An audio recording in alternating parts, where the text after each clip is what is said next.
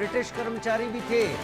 Britain के रक्षा मंत्रालय ने इसकी पुष्टि की है। 30 से 60 के बीच में यूएस बेस पर ब्रिटेन के भी कर्मचारी या यूं कहें उनके फोर्स के लोग मौजूद थे कतर के बेस पर जब हमला हुआ।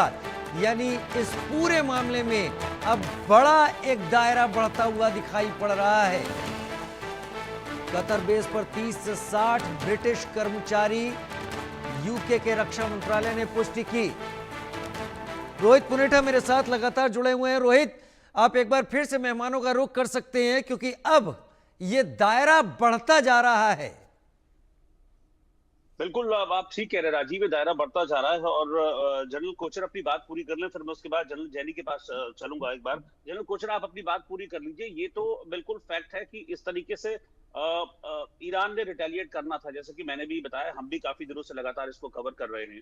इस पूरे जो कॉन्फ्लिक्ट चल रहा है ईरान और इजराइल का, फिर कैसे इसमें अमेरिका की एंट्री हुई। आप अपनी बात पहले पूरी कर लीजिए। रोहित जी, इसको मुझे बस एक चीज का डर लग रहा है। आप जानते हैं आर्टिकल 5।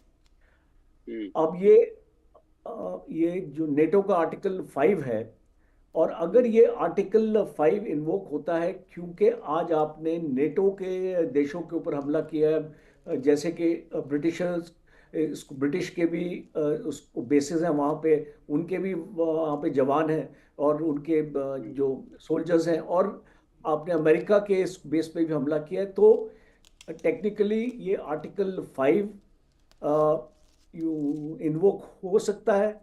और अगर ये आर्टिकल 5 इन्वोक होता है तो हो सकता है नेटो कंट्रीज भी इस लड़ाई में शामिल हो सकती हैं। और अगर हम इस चीज़ को देखें, बिकॉज अभी बहुत अर्ली डेज हैं इसको समझने के लिए कि आर्टिकल 5 का इस्तेमाल हो सकता है नहीं हो सकता है। शायद एक्सपर्ट्स इसके ऊपर अच्छी तरीके से लाइट डाल सकेंगे, जो आपके फॉरेन अफेयर्स के और जो उसके एक्सपर्ट्स हैं।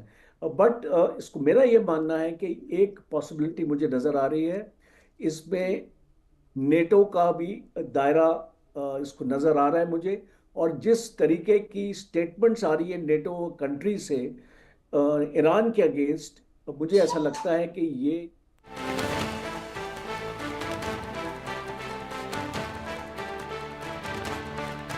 ईरान के हमले का अमेरिका जवाब देगा। अमेरिकी सेना की तरफ से यह बयान भी सामने आ गया है। ईरान को बहुत जल्द करारा जवाब मिलेगा। यूएनएससी में कल अमेरिका के प्रतिनिधि ने भी साफ साफ कह दिया था कि अगर ईरान कोई हमला करता है तो ये ईरान के लिए बहुत विनाशकारी साबित होगा।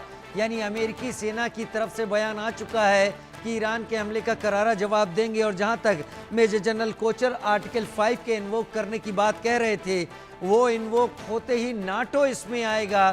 फिर उम्मीद ये भी है कि तुर्की भी इसमें शामिल होगा। खैर रोहित,